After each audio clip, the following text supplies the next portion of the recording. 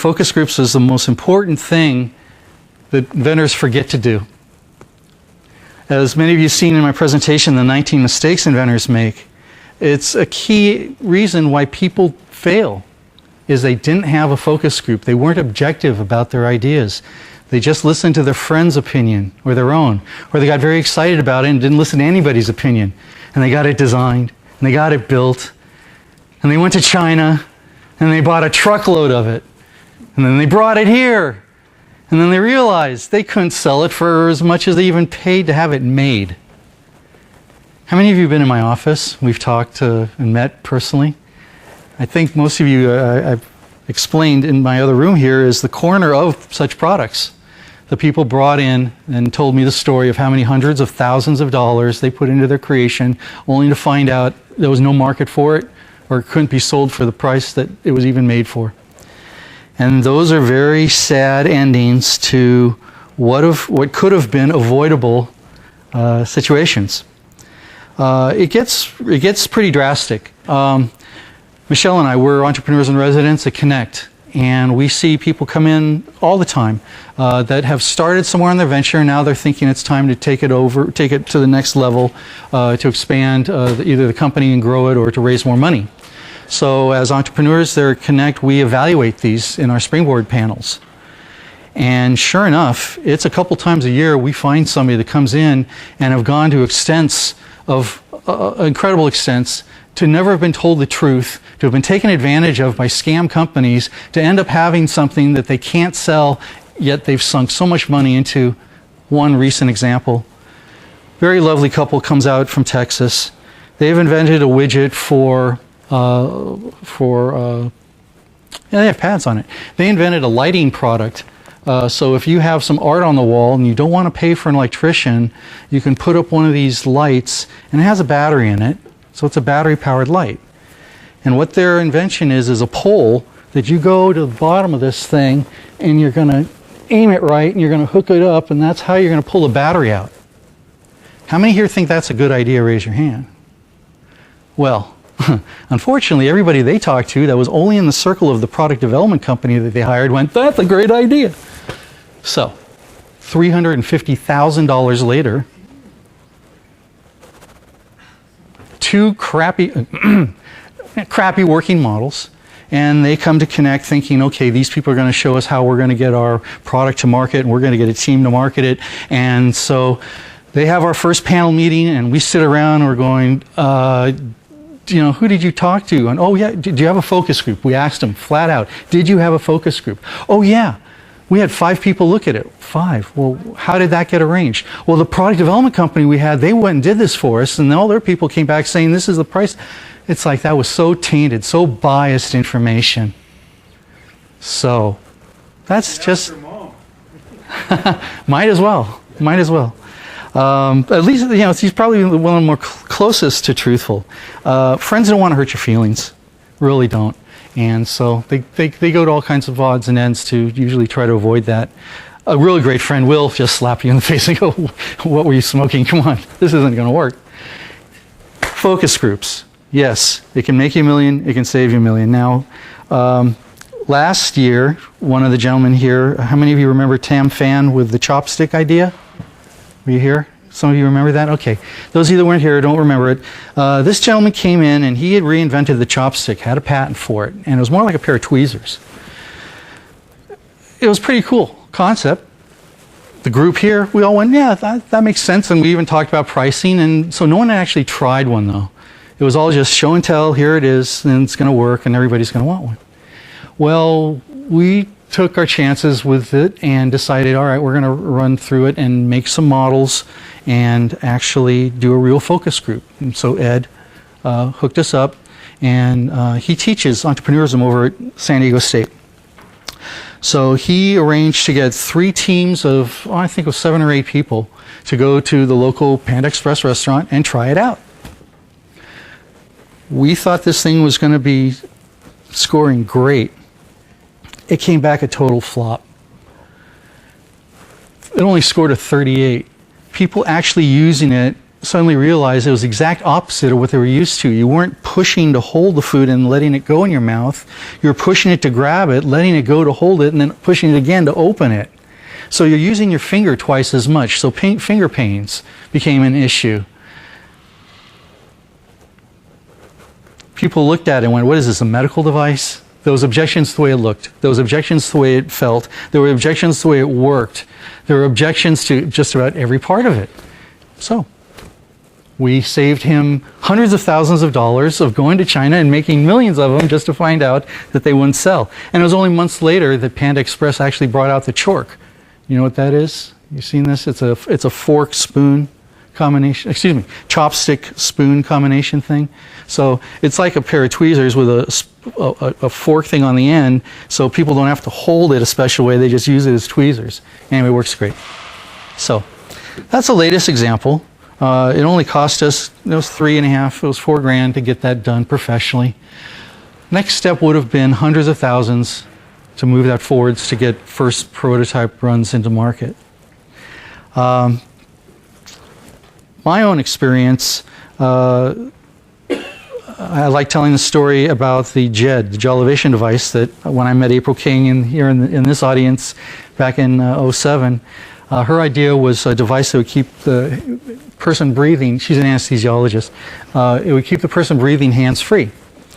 And we made models and we got a good team together, but we spent 18 months, a year and a half, going to trade shows because we wanted, in essence, a focus group of professional doctors.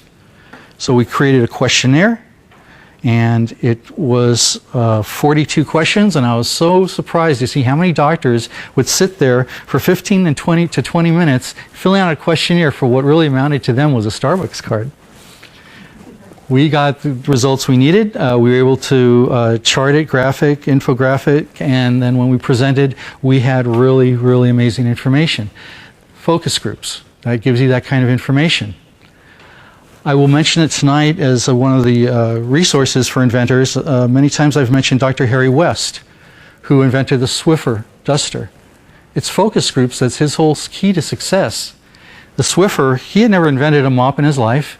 Johnson & Johnson hired him. He used his standard practice of innovation, which is watch people use the product that exists now, ask them tons of questions, sketch things, get their ideas on it as well, build it, and go through that whole process over and over again until it is what people want. Because that, what people want, is the key to your success. It's not what you want, it's what the customer wants. The definition for product development is bringing to the marketplace a customer-accepted idea. That means it's gone through focus groups. That means people have evaluated it. It's not just your brainstorm, your love.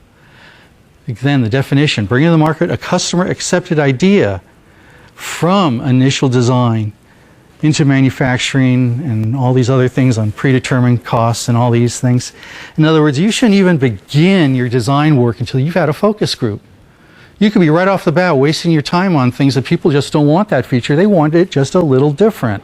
So the question becomes, how soon can you come to something that you can show and tell for the least amount of money so you can get those sort of inputs so then you can make the product that people really want? Okay? Now, some people have big degrees and they give you courses and they go on for months about this subject, and I just gave it to you in a nutshell. Okay? It's a matter of being objective, not falling in love with your baby, and let others give you those inputs that are so important onto what little features and additions you can have. Okay? So we have about 10 minutes left. I know 3 or 4 people want to do this tonight. Let's just ad-lib this and give it a try. I want somebody first to come up, show us what they're talking about, give us the little elevator pitch, and I will ask you guys a few questions that seem relative. You might think of a question that might be relative too. Who's going to start? My friend, please, come on up. Introduce yourself, what you got, what it does, who it's for, and what you think it'd be priced, and then we'll turn it around and see if people understand what it's for, if they think they might want one, and if they think your pricing is in the ballpark. Sound easy? Well, that kind of information can make or break the whole project. So, brave man number 1, your name? David Schmiedeberg. David, please, tell us what you have. How many of you have day jobs where you have to wear a picture badge on your person? I remember this day. Several of you, okay. I used to work at an R&D lab where we had to wear one, and usually most employees, they use an arrangement like what Adrian's got, a lanyard, which I think is ugly, personally, and it swings around when you walk, and it's not adjustable, so I came up with a solution. I combined fashion with utility, and I came up with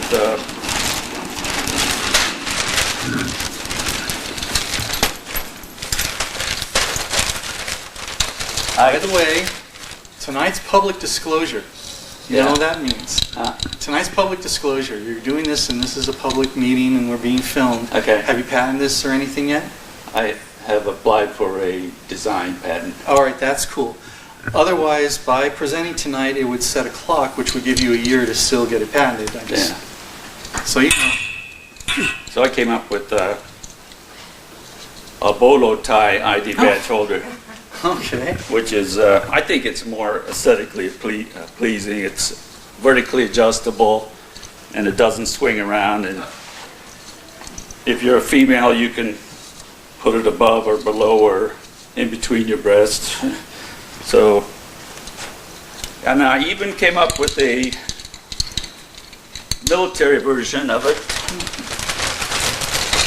Are these 3D printed? No, it was just kind of handmade. These are M16 rounds. They're not live, by the way, so. Thank you. Feedback. Okay, you ready? Yeah. All right, well, wait, presentation number one. Let me moderate this a little bit, okay? All right, by show of hands, how many of you understand what this product is for? Okay, I think just about everybody understands. Does anybody not understand what it's for? Doesn't get it? Okay. How many of you use these kind of things in your life? Show of hands.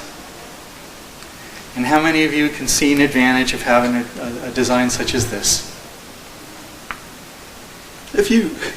Truth's truth. I mean, no noise. It would have to be color coordinated and a bunch of different odd colors that match something, either the company or your clothes or something.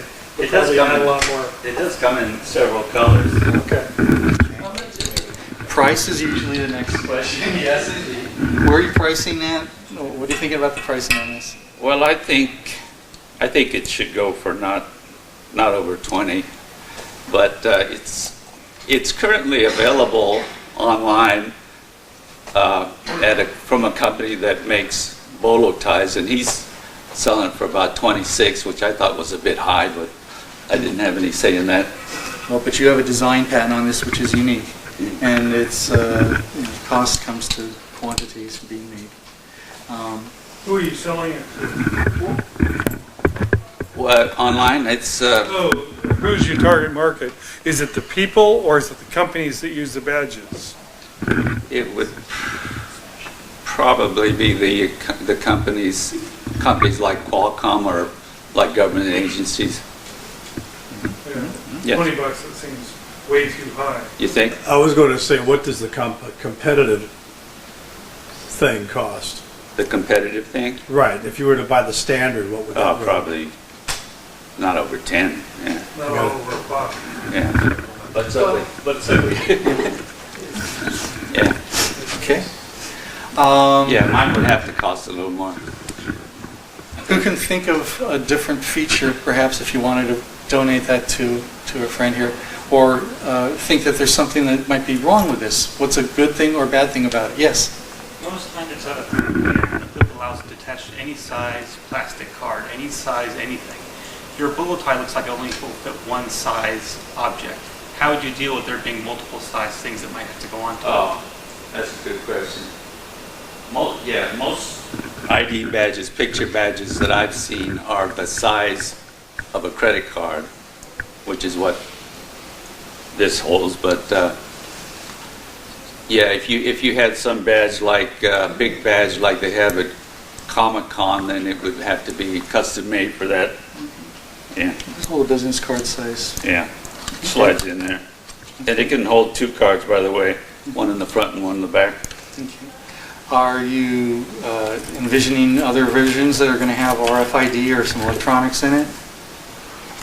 They could, I guess.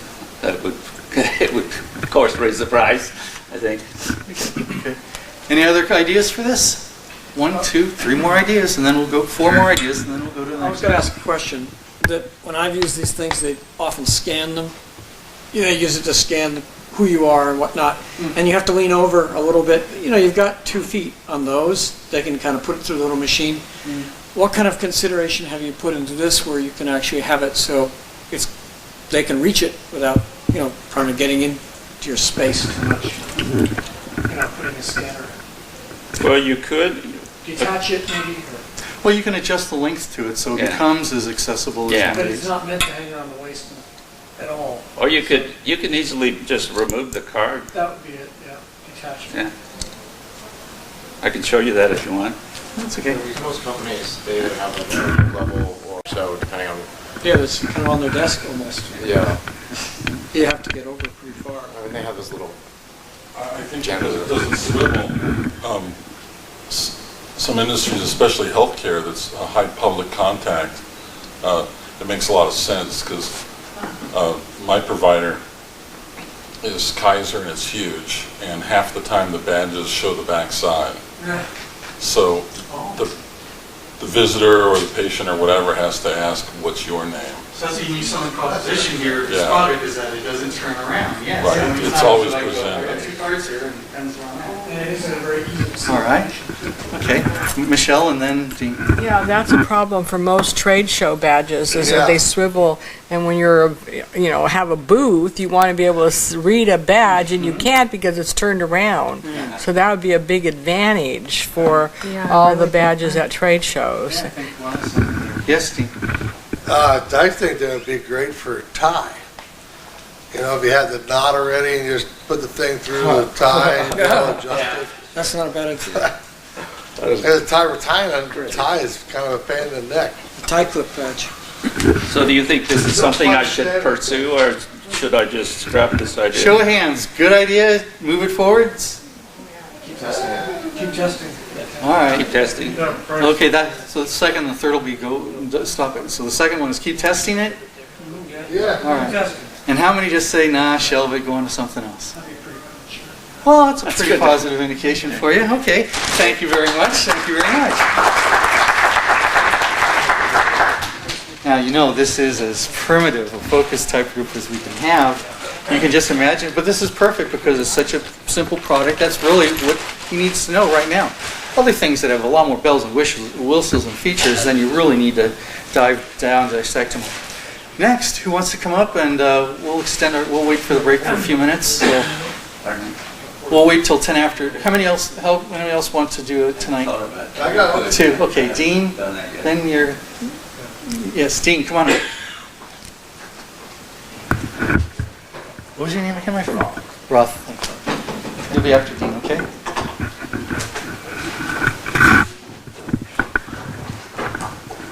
Same thing here, Dean. Who's it for, and what's it do, and For everybody. or as many of you come in my office and you hear me preach, you got to tell us Well, what's the you've pain, been using one. what's the pain, what's the product, and who's the Very product? simple product. Yes, I do have one of these. It's just a protector for your wall plate. It prevents bed bugs from going in and out, kids sticking anything in and out of it. And a lot of people have told me it makes it look better. So, very simple, under $1 to make, and maybe $1, $1.50 to sell, easy to use for an adult, tough for a kid, and that's what it is. All right, Dean, that's a plugger. Actually, I came up with a good brand name, Pro Plug Protector. So plug. That's a little bit of a twister. Okay, What do you think? the plugger.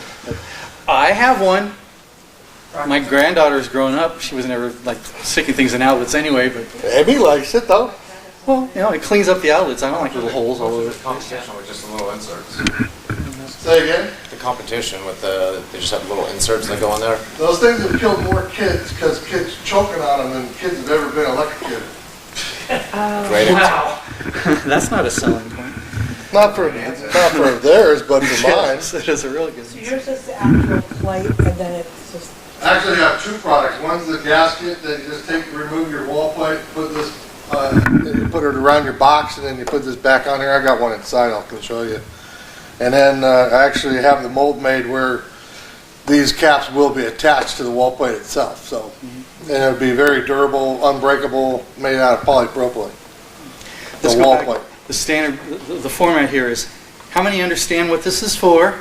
Make sure it's clearly conveyed. Great. How many wonder what this is about or why you would want one? Okay. Seems clear. All right. Cool. How many of you would think this is something you might want to actually have and own in your home? Okay. Great. How many of you there's just no reason to? Right. How about when you stay in hotel rooms and your room's full of bed bugs? You're not going to take the wall outlets apart, Dean. Oh, I'm so scared of the bed bugs. I'm going to poke up the outlets. No. Well, no, if you're a hotel owner or manager or something, you should do something to okay. prevent I'm them. thinking as the traveler, right? Exactly. Okay, I've got 10 grandkids, Ah. and always pulling those little things out to stop them from getting in and putting the plug in and having to try and find it and stick it back in. I'd definitely get those. I make this very tough for a kid to pull out because the little kids with their little fingers, they can remove those ones. But I've tapered all the edges on here to where they can't get their little bugger fingers on there. And they can't pull it out by the strap. You have to know exactly where to put it right here. And once you know where to do it, it's pretty easy for an adult. But even a little person, their fingernail's not strong enough to get it behind there. And for the hotel rooms, the maids will have a little tool which I actually have, that'll allow them just to pop it, stick their vacuum cleaner thing in there, boom, done. Somebody mentioned the magic word liability. You got that covered? Yeah. Liability insurance? Yeah, yep. Good. Liability insurance is cheap. Very inexpensive. Depending on what the product is. This? Yeah, but for this case. Yeah, no, this is inexpensive. $1,000 a year. Okay. $1 million coverage. Other ideas, thoughts, questions? Yes. Seems like I've seen something like this on the market already. Is there any competition that you know of? Nope. No. No, I mean, there's a lot of various products out there, but not like this. No. Anything quite like that. Detachable. They do plug the plug, but they detach and become separated. Oh. Choking hazard. Yeah, choking hazards. This is the simple version. I have much one that you squeeze that I didn't bring that. But. Have you thought about any type of luminescence? In any Oh of yeah, those? no, my patent actually covers night mode. Yeah, so in case of emergency, all the power goes out. What's at all your floors? Wall plates. You can put little indication arrows which way the exit is. Practical? Yeah. Very good. Cool. Any other ideas or suggestions for Dean? So you want to? You know, I've got a whole bunch of other inventions I've been working on. So Home Depot, I met with years back when I had one that you peel and stick, and a company called Jazzco wanted to take it on. In fact, they wanted to buy the patent, license the patent, or they were going to let me make it, and I did the best I could to make it. So, because once you open the door up to where it's made in China, then your copyright law is out the window. So the best you can do to prevent it from being made overseas is always best. So, but soon. All right. You have another question you want to ask them? You guys like it? Yeah, sure. Show hands. You like it? You'd want to see it? All right. Great. You know, I was an electrician. I was just I was an electrician for years, and I had people pay me to go through and pull out all these standard, which this is a standard receptacle, you know, the old style, and replace it with the cord just because they were just a little bit better looking. So for a whole lot less, you could have this. The price was less than $2, right? Yeah. Oh yeah. Yeah. The wall plate, the ones that has the whole thing incorporated, be less than $2 too. So. Okay. Okay, right on, Dean. Oh, one last thing is it saves energy. 2% of your cooling and heating costs, Air conditioning. heating and cooling. So it actually pays for itself in under a year. So those that didn't want it might change their mind. All right. Thanks. You're welcome.